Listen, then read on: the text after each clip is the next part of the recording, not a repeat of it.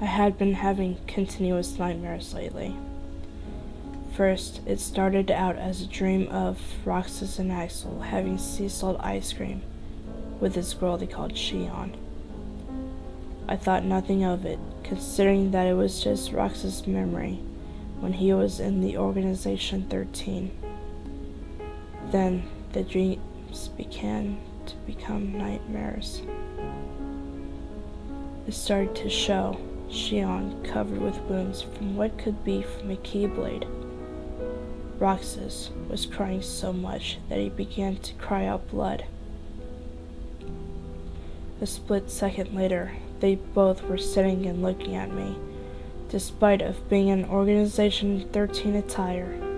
Blood covered Shion as she seemed to have broken bones from the keyblade.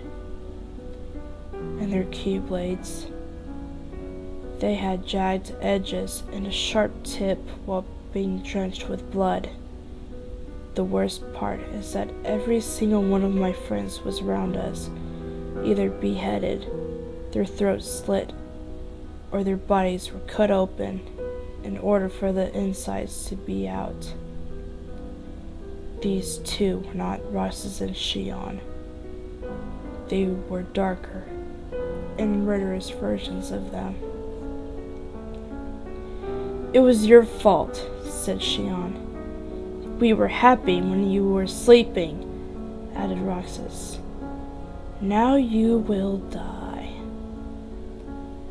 Their voices were demonic. I tried to summon my keyblade, but it didn't work. My only form of defending and fighting was gone. Roxas disappeared before reappearing behind me, placed his keyblade to my neck. I watched as Shion ran toward me before raising her keyblade to strike. She had a sick, sadistic smile that stretched to be like the Cheshire Cat, but she had very sharp and pointed teeth. Just as she was about to kill me, I woke up and sat up in my bed, drenched in cold sweat. I was lucky that it was a nightmare, but after that, it got worse. Night after night, it got more and more detailed. Friends getting mutilated little by little. Roxas and Shion letting Vexen dissect me. I keep telling Riku of these nightmares so I wouldn't freak out Kairi, but he didn't believe me. He kept on telling me that I just felt guilty and I should lay off the spicy food. I can tell him time and time again that it's not that, but he still wouldn't believe me, so I just gave up. Word to the wise, never allow your nobodies to be like this. Don't neglect them, or they will haunt you in your dreams. They won't stop until they get what they want.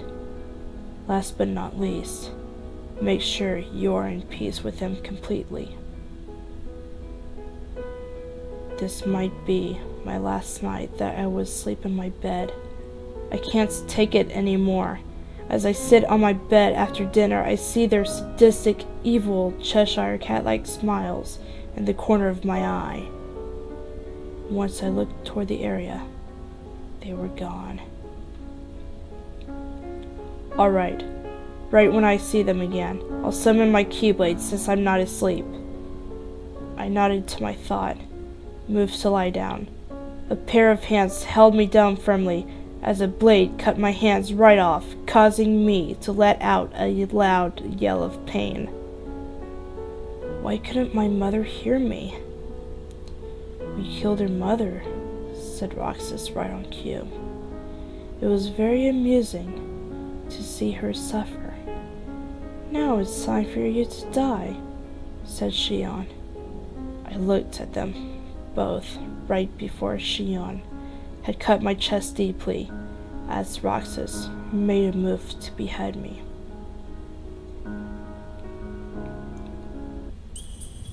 The day later, Riku went to Sora's house since he didn't join him and Kairi. He found it strange that the door was open, but what he saw next terrified him. He walked into the kitchen to see Sora's mother's mutilated body.